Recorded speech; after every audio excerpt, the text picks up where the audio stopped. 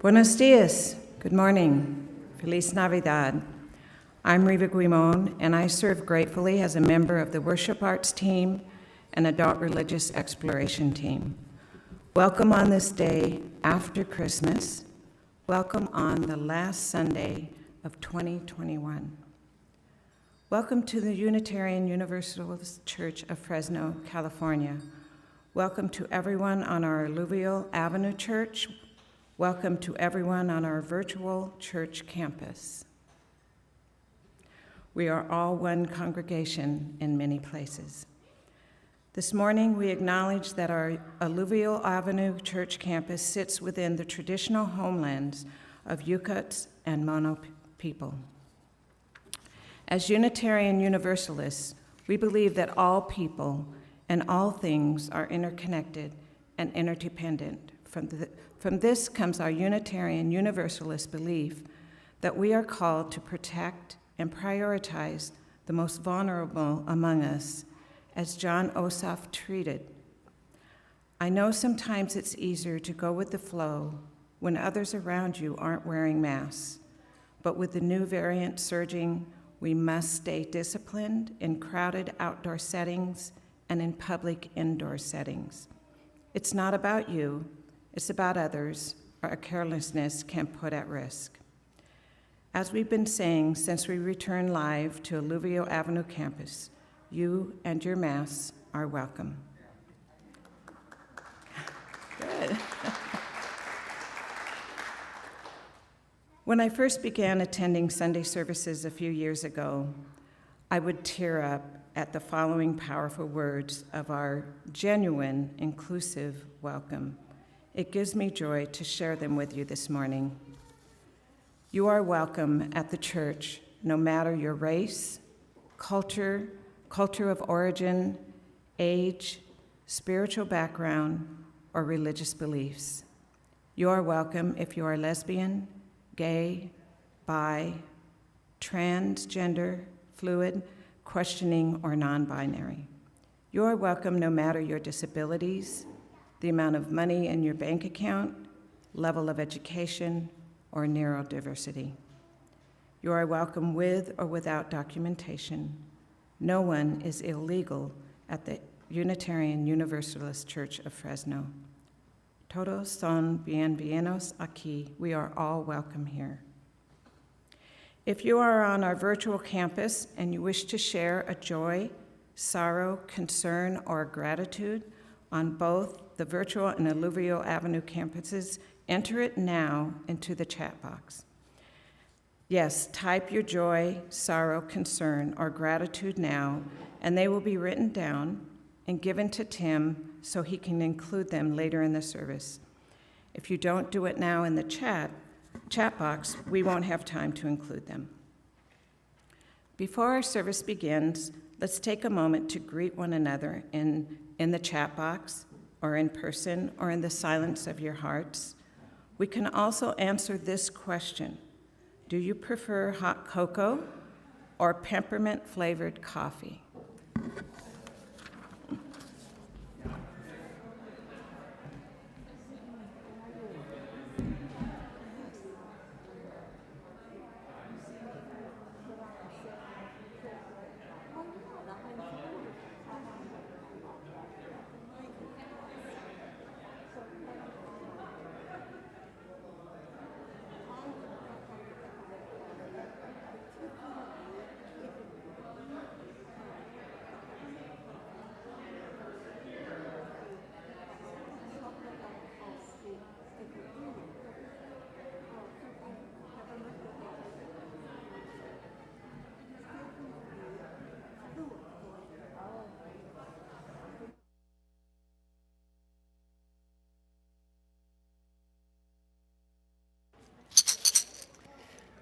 Well, good morning, everybody.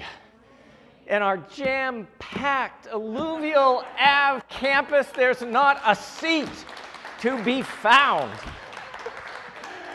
And hello to everybody on our virtual campus. We're so glad that you are here. Merry Christmas, and also a happy first day of Kwanzaa. Today we continue our exploration of Christmas, so let the sound of the tingsha carry you to that quiet place that is within each of us, that place of love, tenderness, and hope.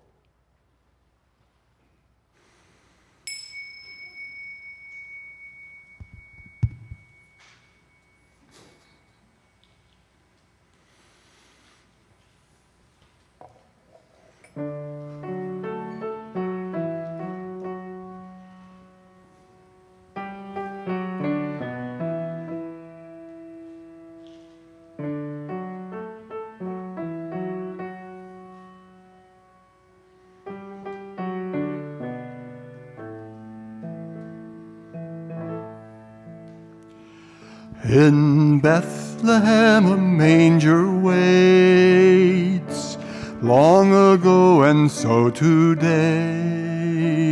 where hatred-weary people pray, love will come and lay there.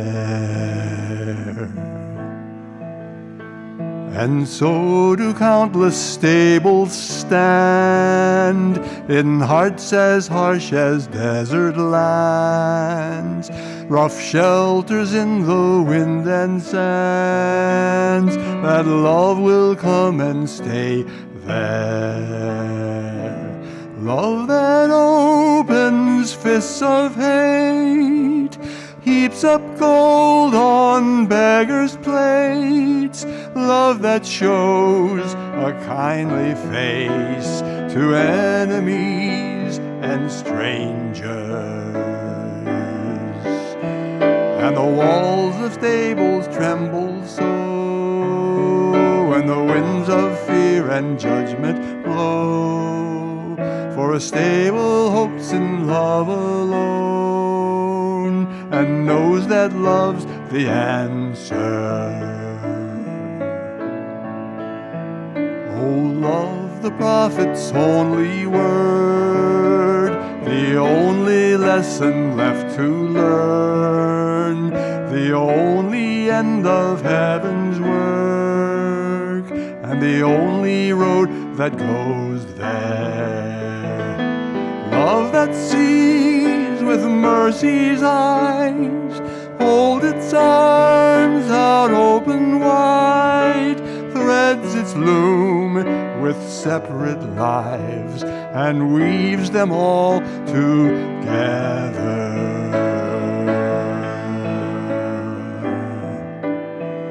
So may the lamps of stables glow brightly, that their light may go for miles in the darkness so.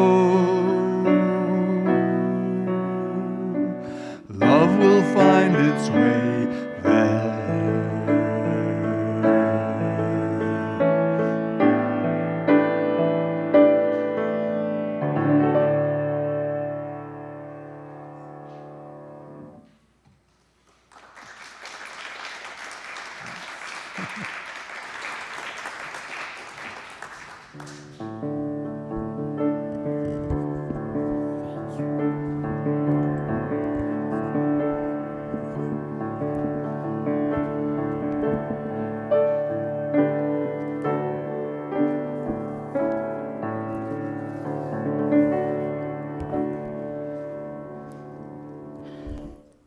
Good morning.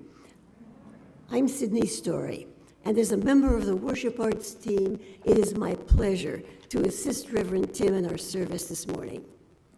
As we prepare to light the chalice, we remember once again that we are one church, one congregation, in many places. Wherever you are, on Alluvial Avenue or online or on Alluvial Avenue, the space becomes sacred by our loving intent to join together. If you are on our visual campus and have easy access to a chalice or candle, you might like to participate by lighting it in your private, sacred space. As Reverend Tim lights the chalice here on Alluvial Avenue, I am thinking of the flame, symbolic of the bright light of truth and reason, based securely in a chalice, open to new ideas and insights. Please rise in body or spirit and join together in singing our song of praise, Do You Hear What I Hear? If you are here on Alluvial Avenue and are not vaccinated, we gently request that you sing in the privacy of your own hearts.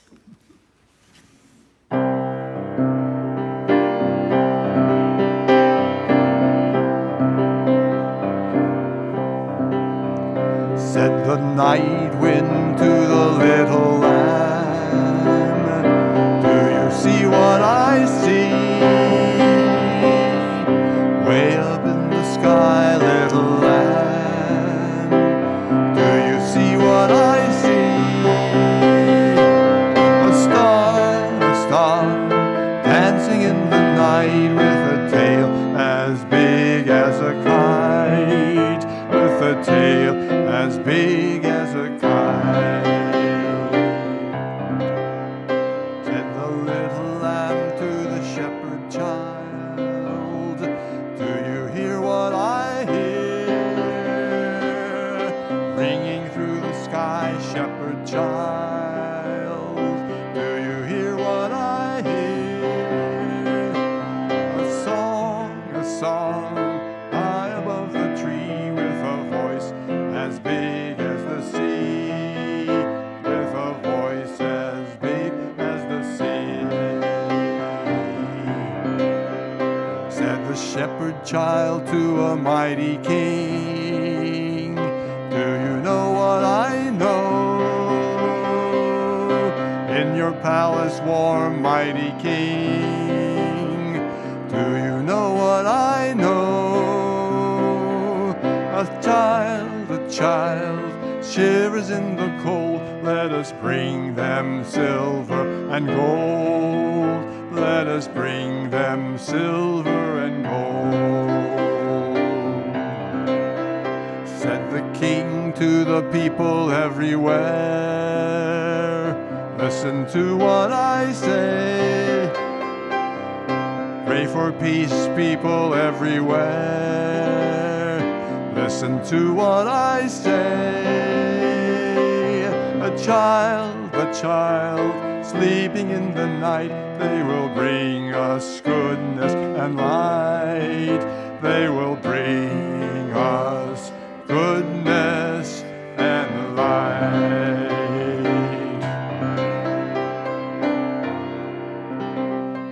I invite us to remain standing as we say together the words of our church covenant.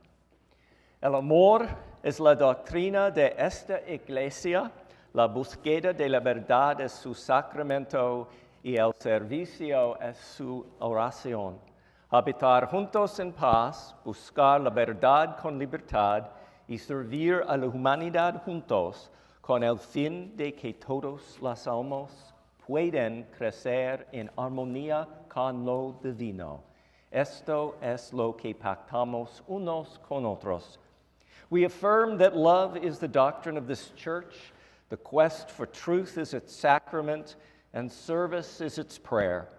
We strive to dwell together in peace, to seek knowledge in freedom, to serve humankind in fellowship, to the end that all souls shall grow in harmony with the divine.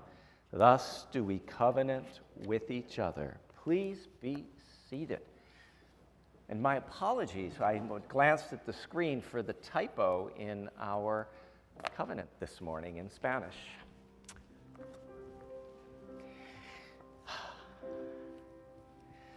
So we have been given the gift of our breath. And as I often say, the breath is the easiest way to recall ourselves back to our best selves again when we're feeling frantic or out of sorts or fearful or overwhelmed. A few careful and deep breaths really just, it's like rebooting your brain. So I invite us, as is our custom, to just take in a nice deep breath. And as you breathe in peace. We hold a moment, we breathe out love. And again, breathing in peace, we hold, we breathe out love. And one more time, breathing in peace, we hold a moment, we breathe out love.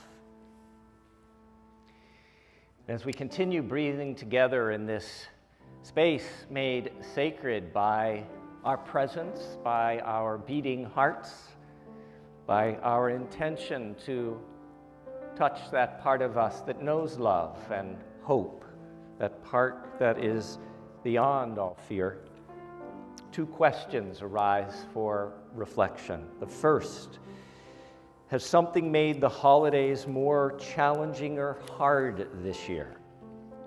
Hold that gently in your heart.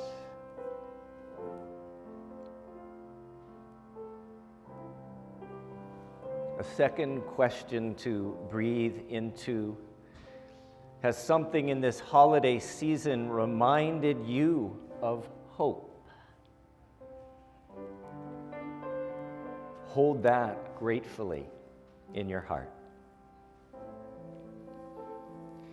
As I say that word grateful, I'm aware that each one of us, no matter how hard this week may have been, has something for which to feel gratitude. For some of us, it's just a morsel of gratitude. Others of us, it might be a big, bounteous basket of gratitude. And I invite you to bring that gratitude now into this time of sharing joys and sorrows, concerns and gratitudes. Some of us, when we entered the sanctuary, stopped at the small table that is at the entrance of our Alluvial Ave campus and wrote down on a small card what was in your heart or mind. Others of us on our virtual campus typed those thoughts and feelings into our chat box. And this is just a little of what is alive within us and among us today. Kay Twombly is feeling very grateful that her out-of-town daughter Laura was here with her for 4 days last week, an all-too rare treat. I'm glad you had that joy, Kay, and we miss seeing you and know that it's been a while. Yvonne Waldo is feeling grateful that the family changed their plans when she was unable to attend their Christmas celebration. So we're glad, Yvonne. Said, age 51, is feeling grateful this morning for hot cocoa. And Carlita is feeling a sadness at the serious illness of a dear, dear friend. We also want to lift up our beloveds, those members of our congregation unable to be with us because of illness. And if we could get that slide to pop up, Ian, we want to remember Judy P., Glenda R., Pat M., Dwayne B., and Al G. This morning we also want to wish a Happy Kwanzaa to all the members and our friends who are beginning that 7-day celebration of the rich heritage and present life of Black Americans.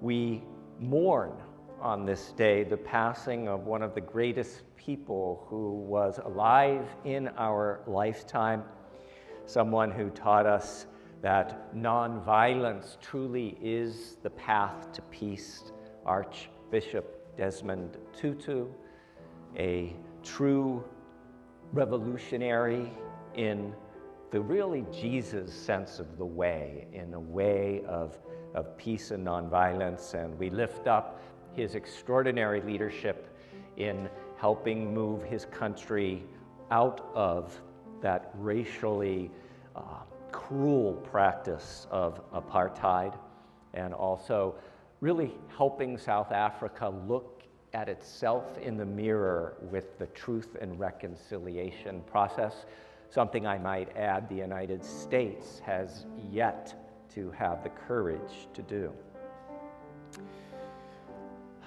We also want to lift up Brandon, the son of Jody Baker, our facilities and finance manager, as he continues his recovery after an extraordinarily serious and debilitating car accident.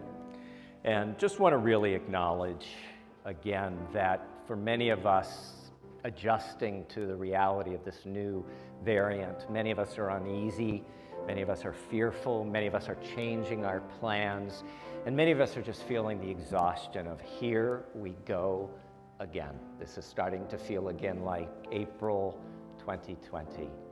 And I just want to acknowledge and give us permission to feel any of that or all of that. And so, for all that's been shared, for all that we hold in the sacredness of our own hearts, we light this candle of community. And as is our custom, we light a second candle for the crush of COVID deaths, 5.36 million worldwide and over 814,000 in this country. And so in the light of these candles and in the light of love, let's sing one of the most beloved of Unitarian Universalist hymns and songs, Spirit of Life, Fuente de Amor. Spirit of life, come unto me, sing in my heart all the stirrings of compassion, blow in the wind, rise in the sea, bloom in the hand, giving life the shape of justice.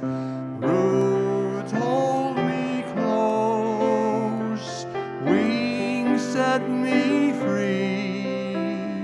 Spirit of life, come to me, come to me. Fuente de amor, ven hacia mí y al corazón cantaré tu compasión. Sopla al volar, sube en la mar, hasta moldear la justicia de la vida. Arraígame, libérame, fuente de amor, ven a mí, ven a mí.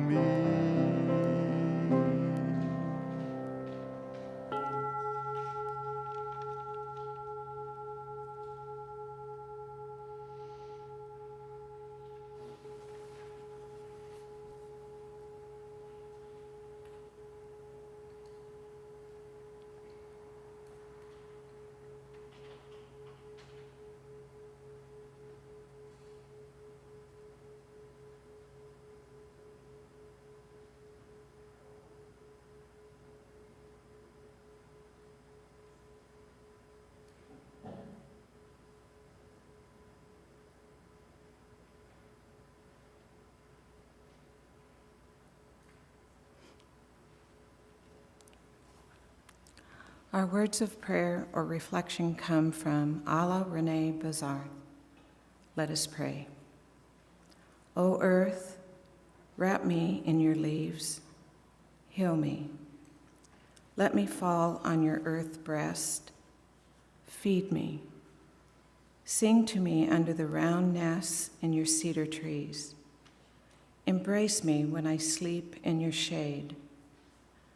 Let your eye keep me protected and cool. Hide me. Warm me with the naked summer kisses and cloister me around with wildflowers. Refresh me with springs and living waters. Draw me down into your well of rebirth, and let my wounds open and empty into your wonderful, rich embrace. Then fill me with your fruit and bread.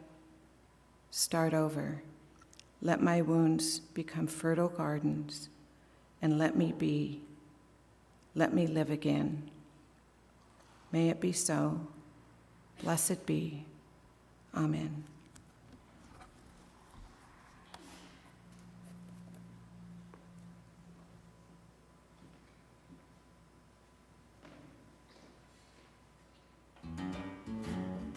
Rise up, bold flame, by thy light glowing, bring to us beauty, vision, and joy.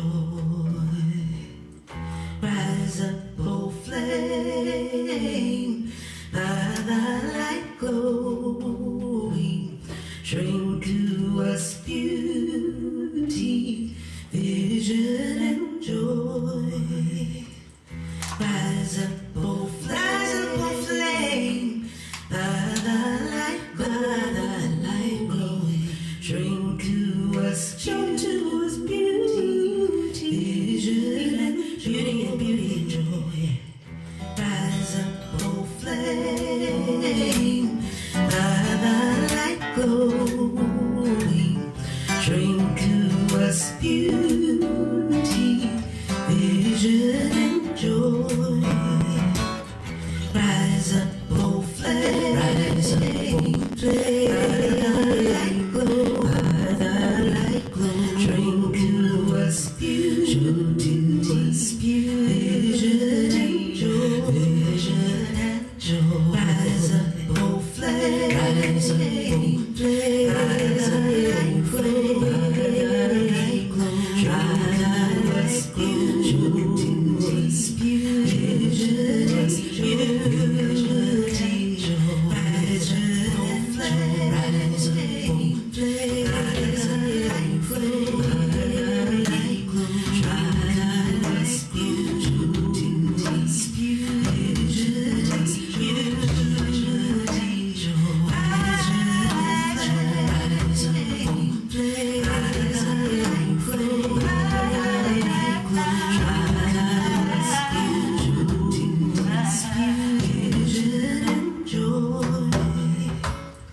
rise up, oh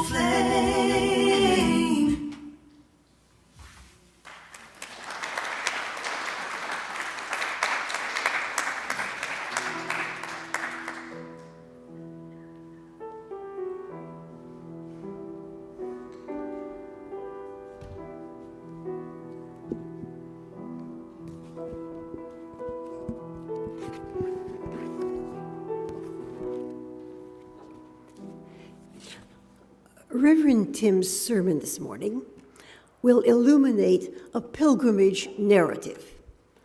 Pilgrimages, with their movement in time and space, are commonly found in many religious traditions. I want to share with you an account of one pilgrimage, the Huichol Peyote Hunt. The Huichol are tribally organized people who farm, hunt, and gather in the mountains of northern Mexico. Their culture is still quite intact. They're famous for their artwork, including the yarn paintings depicting mythological scenes. The Peyote Hunt is an annual pilgrimage to collect enough peyote for a whole year of religious observances. Some perspective on peyote. All cultures recognize altered states of consciousness, for example, dreaming, trance, mysticism, and many deliberately induce these states in a variety of ways and ascribe religious significance to them. About 1/3 of those who induce these states use hallucinogens as a technique. Peyote, a cactus which is chewed, is one of those. The peyote experience, framed and guided in a cultural context, is benign. The visions are beautiful and spiritually uplifting. Parentheses.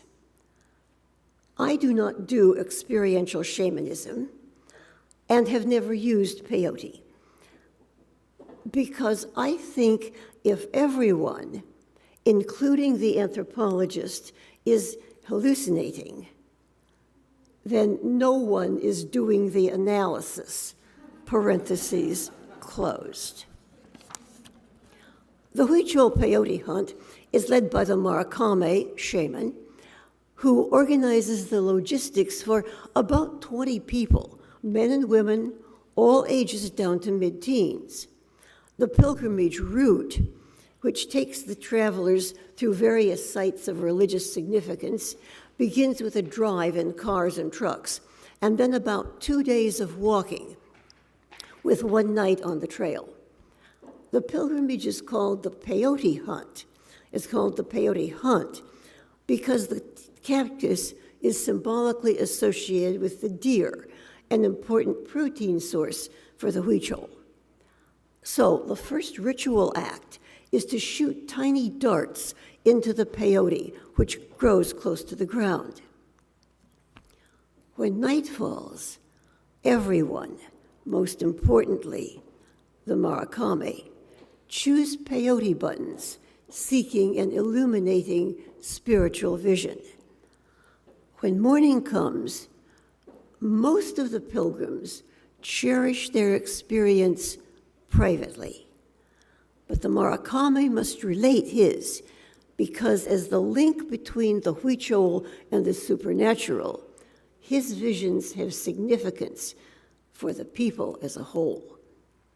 The Maracame may say reverently of his experience, I have completed myself. The completion will be renewed each year, deepening his shamanic powers. Pilgrims move through time and space.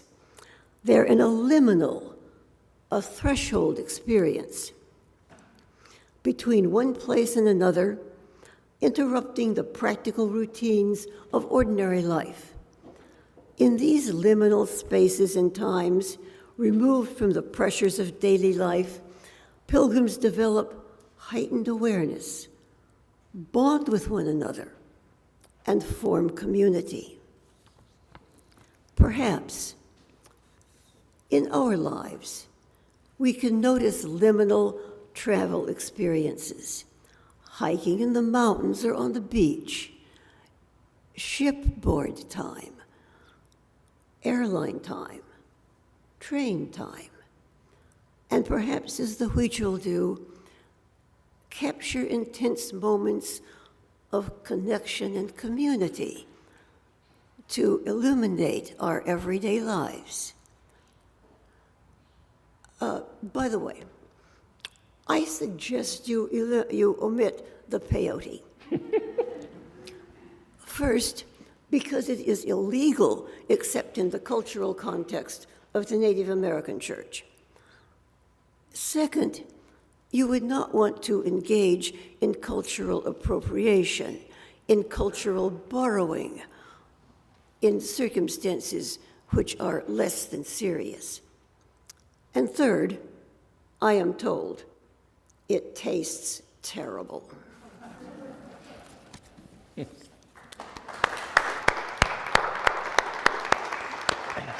Sydney, if you could stay at the pulpit for just a second. Now, I think you knew we were, because I'm going to be preaching about the three wise persons, we were planning on singing We Three Kings. But given the nature of the hallucinogens that you just described, instead we'll be singing Angels We Have Heard While High. Please rise in body or spirit and let us actually sing a gender-corrected version of We Three Kings. This is inclusive, We Three Magi. Oh, okay. We thought we were going with wise ones, but that's fine. We three magi wayfarers are, bearing gifts we traverse afar, field and fountain, moor and mountain, following yonder star. Oh, star of wonder, star of night, star with royal beauty bright, westward leading, still proceeding, guide us to thy perfect light. Born a babe on Bethlehem's plain, gold we bring to crown them again. Love forever ceasing, never trust that it will remain. Oh, star of wonder, star of night, star with royal beauty bright, westward leading, still proceeding, guide us to thy perfect light. Frankincense to offer have I, incense owns a deity nigh, prayer and praising, all amazing, worship them God on high. Oh, star of wonder, star of night, star with royal beauty bright, westward leading, still proceeding, guide us to thy perfect light. Myrrh is mine, its bitter perfume breathes a life of gathering doom, sorrowing, sighing, bleeding, dying, sealed in the stone cold tomb. Oh, star of wonder, star of night, star with royal beauty bright, westward leading, still proceeding, guide us to thy perfect light. Please be seated. And Nico, you can turn the pulpit mic off. Thanks. So I want to ask, because I'm feeling a breeze up here, and I'm wondering, are you all too cold with all the doors open? Yes, I'm seeing. Why don't we shut the outer doors just so that the many congregation that are packed in here today don't freeze? So again, Sydney has me so intrigued by this idea of hallucinogens, so I decided I'm going to do something different today. I am going to imbibe an edible, and during the course of the sermon, you'll see that that edible cookie, cannabis, start to take effect, and I'll end up the sermon high. No, I'm just joking. But wouldn't you really pay money to see that? That would be like awesome. Oh. We won't reveal who just said, I'll make them for you. So I woke up this morning, and I already have the notes of my sermon, and that's something I'm going to say. Normally I preach from a manuscript. As I said to Sydney, I had the choice between having at least a little bit of Christmas yesterday or writing out the entire sermon. And so what I did is I wrote out notes. So if I'm a little rough today, just please understand. I'm looking at a lot of notes. But I was really struck when I woke up this morning by the fact of Desmond Tutu's death. And the reason is because what we were planning on exploring today is the myth of the three wise persons. And you're going to see how that the Nativity story really became a bedrock for an understanding of a radical social justice vision. And that radical social justice vision is very much the foundation of Desmond Tutu's ministry and work, because we need to remember Desmond Tutu was a Christian, and it was his Christian faith that sustained him through unimaginable torture, imprisonment, and so much injustice. So it really is the vision of a world upended, and that's what Christmas is really about, that is so appropriate on this day when we remember someone as profoundly social justice influential as Desmond Tutu. But before we get to all the juicy Christmas story, social justice stuff, I want to start with a post-Christmas pop quiz about the Nativity story in the Christian scriptures, which means this has got to be participatory. You're going to have to shout at me or wave at me or yell at me. And these questions are based on the work of Unitarian Universalist minister Reverend John E. Wood. First question, do all four of the Christian Gospels, Matthew, Mark, Luke, and John, have a Christmas or a nativity narrative? No? Oh my gosh, you did your homework. In fact, only two of the four Gospels even mention the birth of Jesus. Mark, which is the earliest of the Gospels, written 40 years after Jesus' death, and I might add, not an eyewitness account of Jesus' life. And then also the Gospel of John does not have a nativity narrative. That was the last of the Gospels, written 90 years after Jesus' death. Only two have the Christmas story in them, and that is Matthew and Luke. Second question, how many kings visit Jesus? Great, you're so smart. I don't even have to preach the sermon. We just leave. Let Lorenzo sing his song and we'll go home. Right, there were no kings that visited Jesus, the baby Jesus. They were magi, or we like to call wise ones, not wise men, because we are gender inclusive. Okay, so how many wise ones or magi were there? I'm seeing three. Anybody else going to venture? Patty's holding up three. You have four, wow. It doesn't actually say. If you look at the scripture, it says, wise ones from the east came bearing gifts. So this three kings, or three wise ones, or three magi is just a tradition that developed because there were three gifts that they gave: gold, frankincense, and myrrh. And so because of that, this legend of three of them began. But actually, to check the scripture, it's not in there. Where did the shepherds first see the star?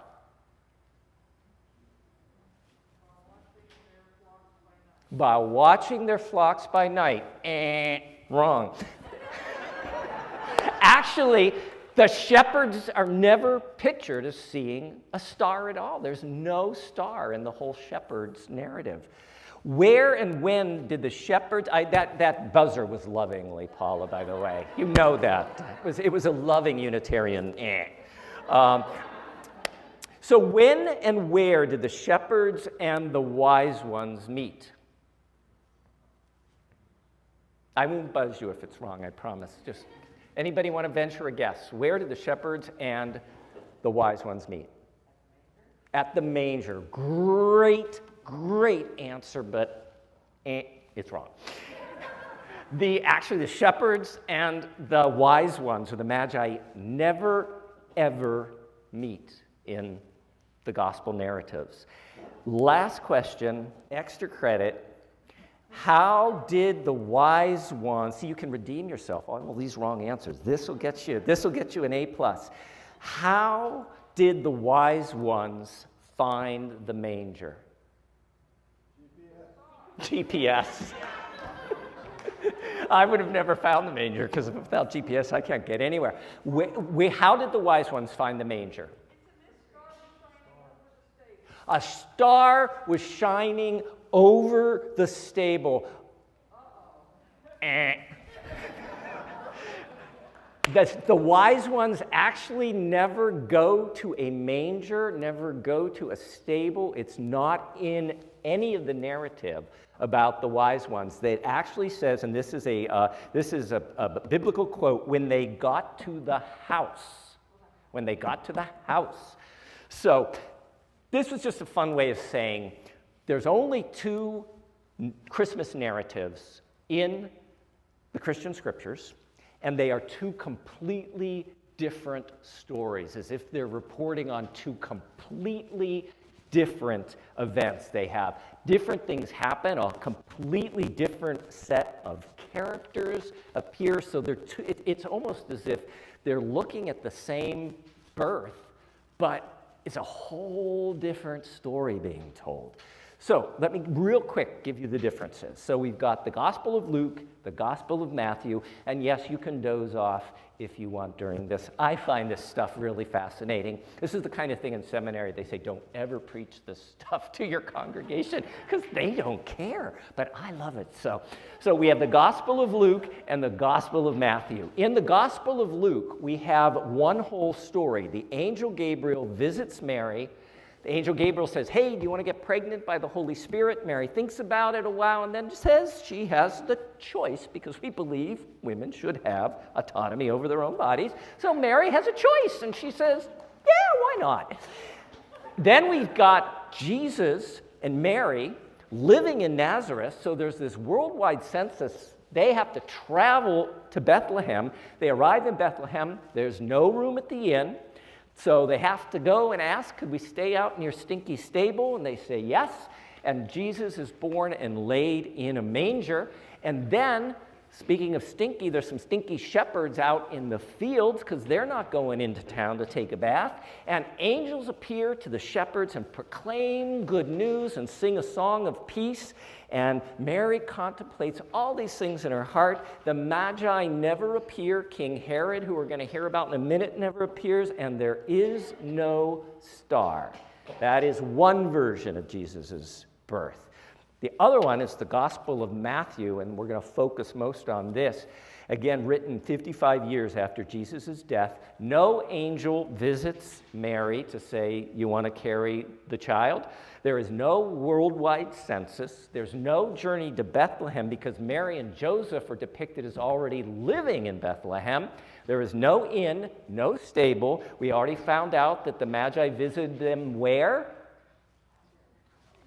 House. Where? Okay, good. So, and there's no shepherds and there are no angels. Instead, the angel in this version actually appears to Joseph in a dream. No Mary getting an angel. This time Joseph gets the angel. He has a dream that says, you need to marry Mary, even though she's pregnant and you haven't had any intimate relations with her. It's okay, it's cool. Marry her anyways. And we get the star, we get the Magi following the star, and then angel appears to the Magi in a dream and says, don't go back to Herod, because he wants to trick you and he's going to do something bad to you if you go back. And then Joseph gets another dream, a double dream from Joseph, saying flee to Egypt because Herod wants to kill the child.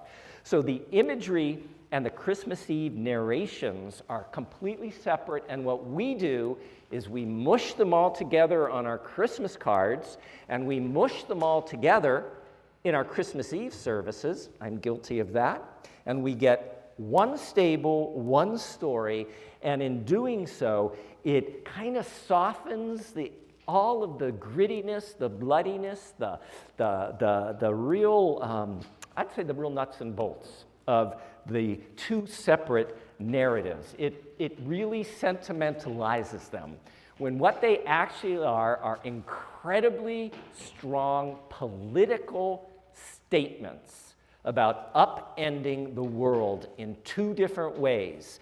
The way of Mary, the angel, the stable, and then the way of the Magi. And they do this in completely different ways. Now, if you haven't fallen asleep yet, the reason I find this so fascinating is that when we sing Christmas carols like Angels We Have Heard on High or We Three Kings, they're sweet, they're fun, they make us think, for many of us, of our childhood. But these are actually songs of insurgency, of revolution, and all of that meaning has been stripped away. So I want to put some of it back in here for us today, so that the next time that we sing these beloved Christmas carols, we actually have a sense of, what? This is about challenging the empire. This is about challenging imperialism. This is about challenging those who rule with cruelty and violence. So first, the two Christmas stories. In case you didn't know, and I say this with respect for anybody who does believe that everything written in the Bible is the Word of God. That is not how Unitarians, Universalists look at it. We look at these stories as great teaching stories, as great myths, but the fact that they are not fact does not mean that they are not true. They are spiritually true, because they're teaching stories that show us how to live a meaningful spiritual life that is relevant today. So, how do they teach us this? First, Luke. Luke and the Mary angel narrative centers the marginalized and pushes out the powerful. The Gospel of Luke is perhaps the first feminist text in Western society.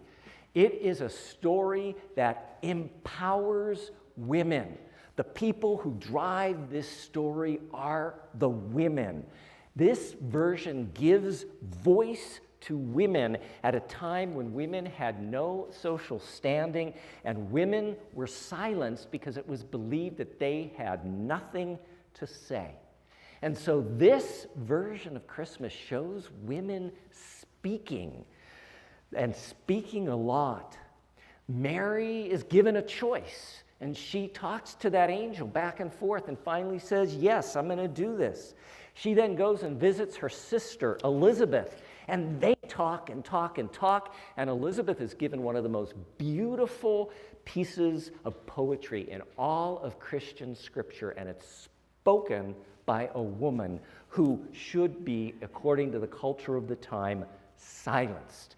We have an angel, which is seen as a symbol of divinity, of God. An angel doesn't go see the king, doesn't go see the emperor.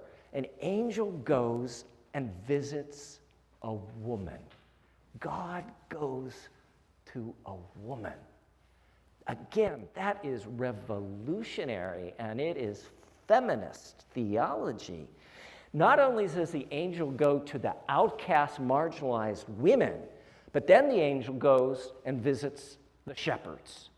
Now, again, the shepherds are among the lowest end of society. They are considered outcasts. They are considered unclean.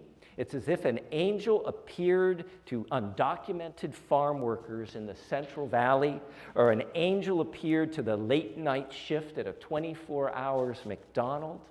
It was unheard of for divinity symbolizing, now all this is myth, divinity speaking to the least in society. And so what this becomes is a radical affirmation of the worth and the dignity of all people, especially those who are pushed out from the center. And that, I might add, is something that is inherent in the Jesus story and is lost in most versions of today's Christianity, the inherent worth and dignity of all people. It's something that we as Unitarian Universalists try to embody. The marginalized are empowered and given a voice. They are emboldened, and love announces to them that a new world is going to come, a world of justice for the marginalized and the oppressed and the forgotten. Peace on earth comes not through violence and war. Peace on earth comes through goodwill to all, which basically means justice for all. The message of Jesus' birth was supposed to inaugurate a time of justice for women and for the working class. And this made rich, powerful men very nervous because it means they're no longer going to hold all the power and resources, and that power and resources must be redistributed and shared. And that is a message that some of us are saying now in this country, that power and resources must be redistributed and shared. And some rich, powerful men are getting very nervous, and they're clutching to power even more.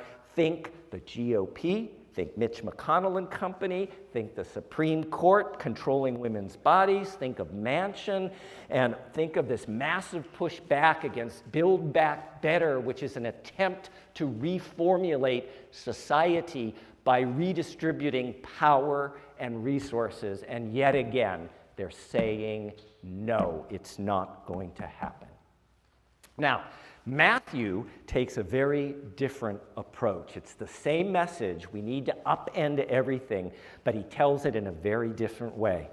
If Luke was about giving voice, worth, and dignity to women and the marginalized, which will then destabilize power, Matthew is about directly challenging and tearing down the powerful, vicious, testosterone-filled cis men who are rich and powerful and will do anything to hold on to the power, even if it means destroying others.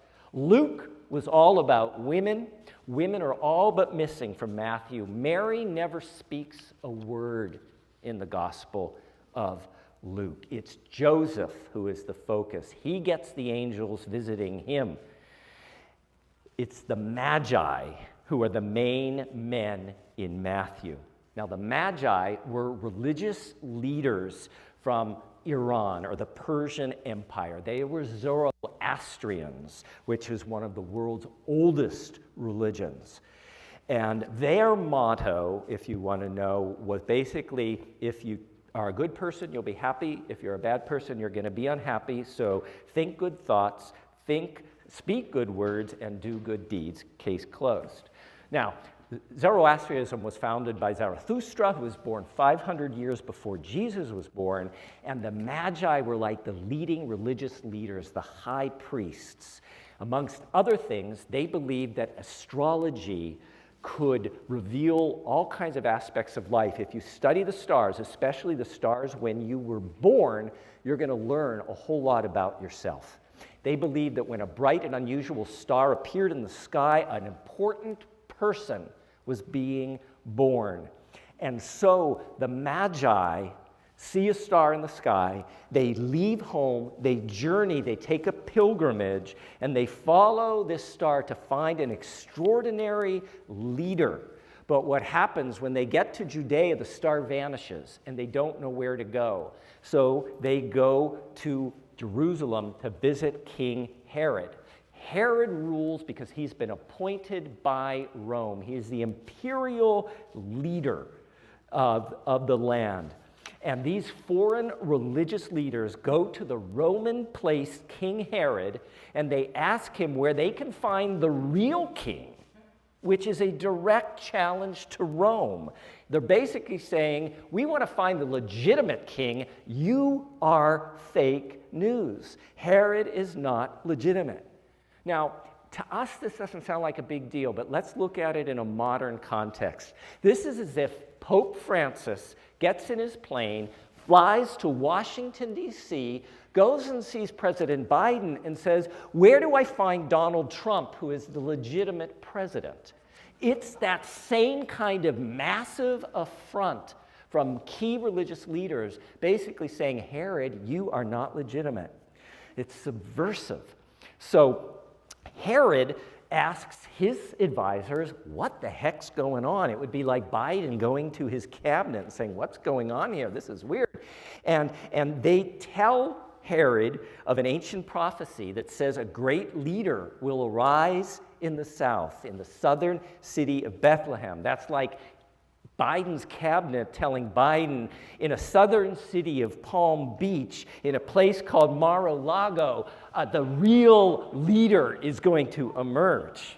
So again, it's as radical as that. So Herod says to the Magi, go find this babe, but come back, because then I want to go and pay homage to the real royalty in the land, which is a total lie, because you know Herod wants to wipe out the kid. So the star suddenly appears in the sky again. They follow it, they get to Bethlehem, and some of the most powerful religious leaders in the world bow down before an ordinary child and give him gifts of gold, frankincense, and myrrh, the very gifts they should have given to Herod when they visited him in his palace. The Magi get a dream. Don't go back to Herod. He wants to kill you and the kids, and go back a different way. Find a new way, a new path. And then Joseph gets that awesome dream. Joseph, you better get out of town because something bad's going to happen. Flee across the southern border to freedom. Become an immigrant. Herod becomes furious that he's been duped by the Magi because they never came back. And so what does he do? He does what imperialism does. He takes his army, he sends it into Bethlehem, and they stab or behead every infant, child, and toddler in Bethlehem. And wailing is heard in the city as imperialism once again asserts authority through violence. And this is the real point of this version of the Nativity story. It's an attack on anybody who uses violence. They are pointing out that empires create peace on earth through victory, through violence. And Jesus' birth heralds a time when peace on earth will come not through violence, but it will come through goodwill to all, which is justice to all. And that's the Christmas story. That's the Jesus story in a nutshell. Will we have peace through violence, which is the standard way? Will we have peace through justice for all, which is this new Jesus way? Matthew is saying that imperialism is wrong and completely illegitimate, and saying that the only power that is legitimate is power that is exercised through justice. Revolutionary. What does it mean to us? Permit me 2 paragraphs, and then we're going to wrap. This comes from this amazing book called The First Christmas, What the Gospels Really Teach About Jesus' Birth by Marcus Borg and John Dominic Crossan. I recommend it. It's a great read. And this is what they write at the end of the book. Again, attacking imperialism, attacking the empire. In our time, American Christians need especially to see the political meanings of the Christmas stories. For we live in a time of the American empire. Not so long ago, saying that America was an imperial power was a left-wing claim, but it is no longer disputed. Many political conservatives, including those at the highest level of government, not only affirm but celebrate it. The 21st century is to be the century of the American empire. They continue. We add that empire is not intrinsically about geographical expansion or territorial acquisition. As a nation, that is not our aim. Rather, empire is about the use of superior power, military, political, and economic, to shape the world as the empire sees fit. In this sense, say the authors, we are the new Rome. In this setting, the anti-imperial meanings of the Christmas stories, 2 of them, raise challenging questions for us. Who are we in these stories? Are we like the Magi who follow the light and refuse to comply with the ruler's plot to destroy it? Or are we like Herod, filled with fear and willing to use whatever means necessary to maintain power, even violence and slaughter? Or are we among those in Herod's court who seek to thwart the coming of the true light and love's kingdom on earth? Are we among those who yearn for the coming of justice and peace, who seek peace through justice? Or do we, like advocates of imperial theology, seek peace through victory, through violence? Violence against our planet, violence against the climate, violence against Black, Indigenous, and other people of color, violence against trans individuals, violence against women, which is violence if Roe v. Wade is overturned, violence against third world countries, violence caused by an industrial military complex, violence caused by mass incarceration, violence caused by aggressive policing practices. So that is the question of Christmas. That is the question of our times. I leave you with the words of Unitarian Universalist minister, the Reverend Edward Erickson. He says, to truly celebrate Christmas is to attest to the power of love, not violence, to remake humankind. May it be so. Blessed be. Amen.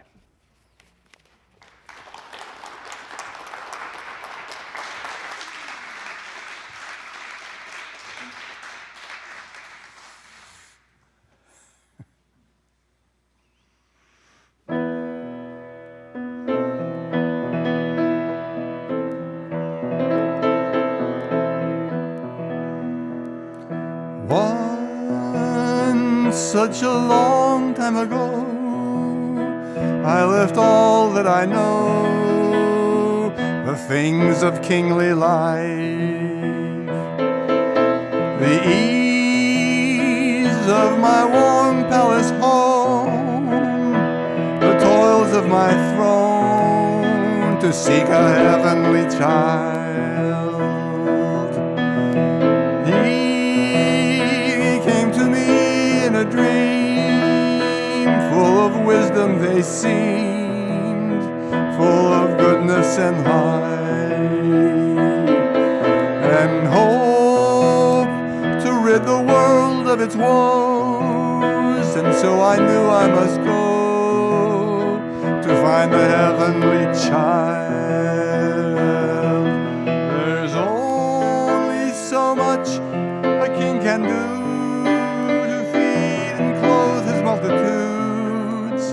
and give them comfort for their care. And oh, they cry for justice and for love. I thought the child from above might be an answer to their prayers.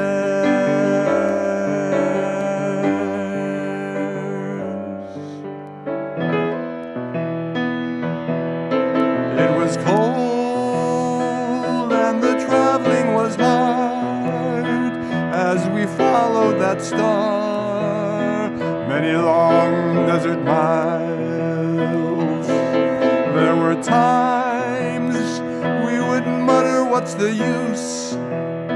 And we said we were fools to seek the heavenly child.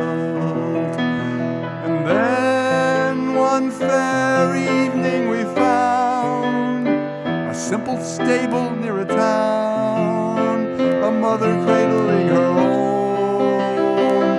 And lo, the child was beautiful to see, a child heavenly indeed. We gave them frankincense and gold,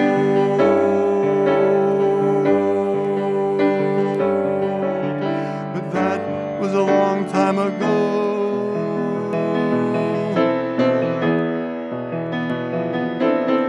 And still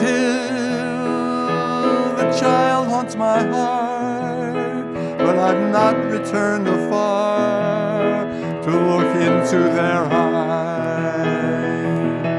For in the faces of this very kingdom, every child that has come, I see the heavenly child. I see the heavenly child.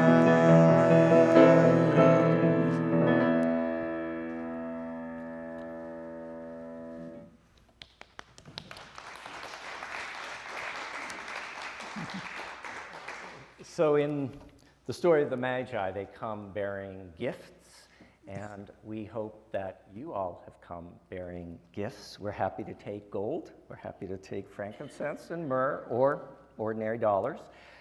In a moment, a slide will appear, and it will show us how, with our smartphone, we can easily make a donation to the congregation, to the church, to sustain us, especially to sustain our virtual campus and all the work it takes to keep that every week. So in this spirit, let's join in our words of offering. If not us, then who? If not open hearts, then what? If not now, then when? If not here, then where? If not generously, then how? If not us, then who? Online on our virtual campus, we gratefully receive whatever you can offer us. For those of us on the Alluvial Ave campus, if you don't want to use your smartphone, the ushers will be happy as you exit the sanctuary to take your offering in a basket. And if we could get that slide, Ian, thank you.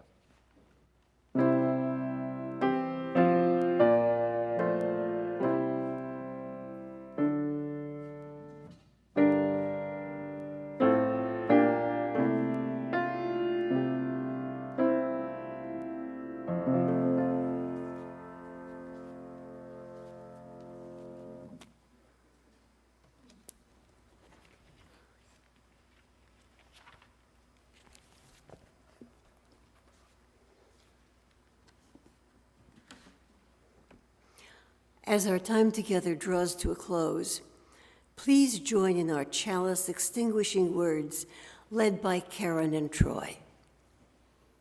Extinguimos esta llama, pero no la luz de la verdad, el calor de comunidad o el fuego de nuestro compromiso. Estos los llevaremos en el corazón. We extinguish this This flame, flame, but not the light of reason, the warmth of community, or or the fire of commitment. These we carry in our hearts until we meet again. This is an appropriate time to thank all of you online and on Alluvial Avenue for choosing to be together this morning. I hope you have gotten as much pleasure and spiritual sustenance from the service as I have in participating in it. At this time, I know you are waiting with breathless anticipation Reverend Tim's dynamic and compelling rendition of reminders and announcements. Thank you, Sydney. Woo. First, let's give it up for Sydney, worship associate. Always love working with you, Sydney. A couple quick reminders. One, exiting the sanctuary, we're going to let the socially distanced folks exit through that door first, and then we invite the rest of you to follow them that way. Anybody who wants a faster exit because of mobility concerns can go up through the center entrance. Coffee hour will be outside with our new heaters, so you won't feel the chill at all. You'll just feel the warmth of community and the warmth of propane heaters. Next week, we will not have a service either in Alluvial Ave or on our virtual campus because we need to give everybody who worked so hard to create these services a Sunday off. We will recommend another virtual service to attend, so just look for what that in our church newsletter. So next week, January 2nd, no services. We resume on January 9th. Two things coming up in the new year, 2022. First, our Sweetheart of an Auction will be taking place online between February 6th and 13th. It is our biggest fundraiser of the year, and we need you to be thinking about items that you can donate. Suggestions are gift cards, cookies of the month that you bake, soups of the month, and I want to bid on soups of the month, so somebody has to come up with that. You could have a personal music concert that you offer in your backyard, a themed party such as an adult pajama party or an aviation gin and jazz party.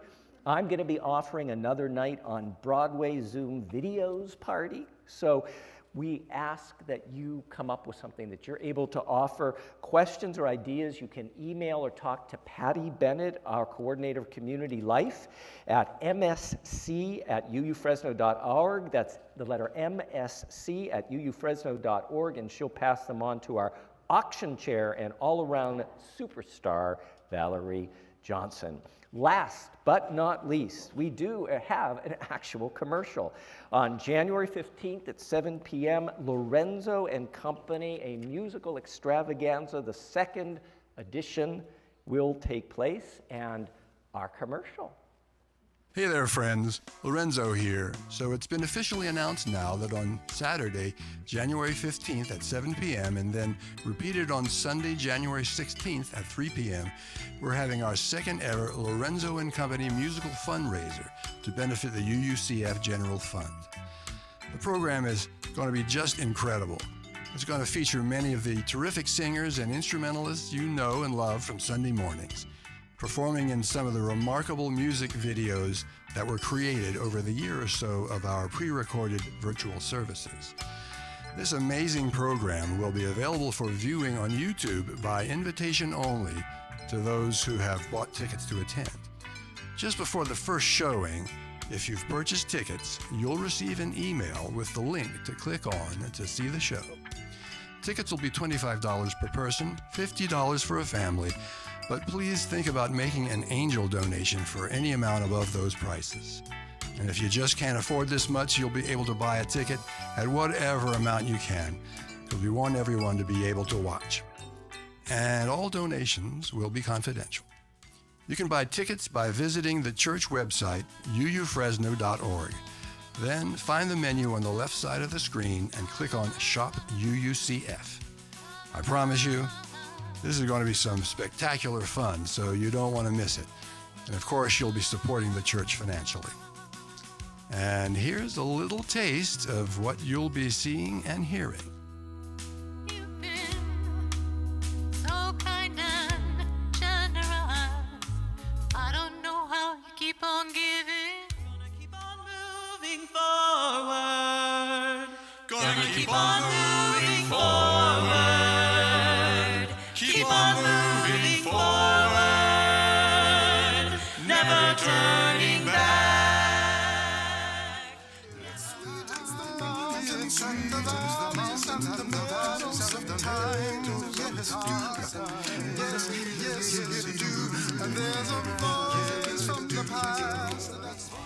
Oh, Hanukkah, come light the menorah. Let's have a party, we'll all dance the horror. Woke up this morning with my mind stayed on freedom. Woke up this morning with my mind stayed on freedom.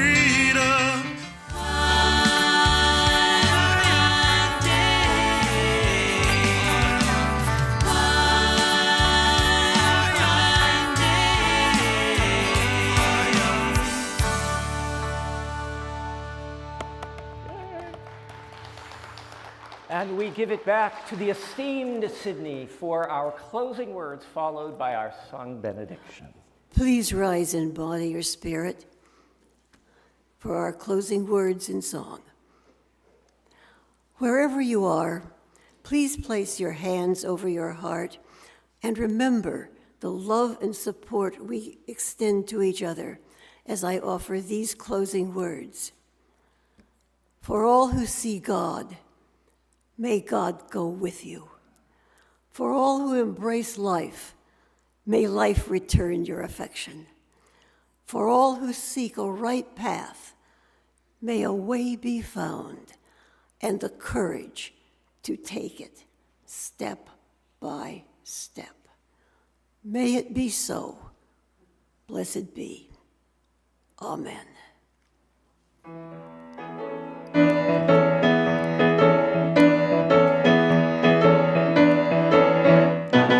May we have safe passage, safe passage. May we have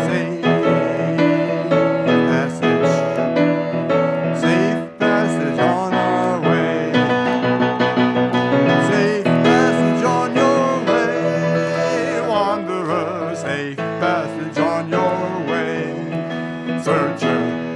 safe passage on your way, sweet pilgrim, safe passage on our way. May we have safe passage, safe passage. May we have safe passage, safe passage on our way.